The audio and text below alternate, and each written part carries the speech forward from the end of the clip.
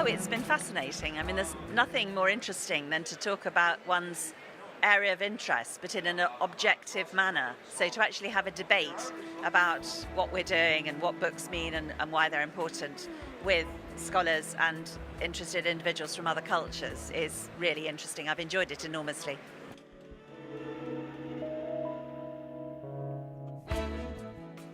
I was a publisher, and I now teach a discipline called publishing studies within a university.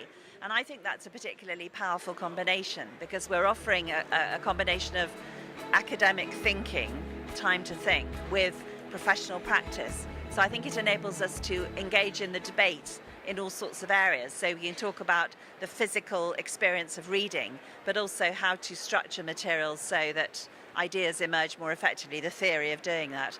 So yes, I love getting in and talking about that sort of thing.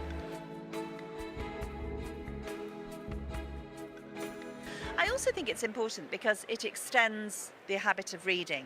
If somebody who isn't a regular reader sees a title that appeals to them, they want to know more about the life of a certain individual, then that's quite an important beginning on a reading journey.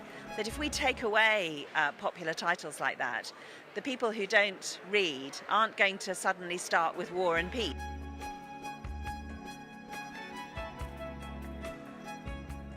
What I always like to say is self-publishing is a process, not a product. And people do it for lots of different reasons. Some people do it to perpetuate material that matters to them. Others do it to talk without being interrupted. You know, they just want to record their view of things. Other people are doing it quite commercially. So I think there are lots of different reasons for doing that. But that all are valid in that if somebody cares enough to record content and to shape it and make it accessible to others in order to be read, that surely means that they've invested time in it, so actually others might be interested too.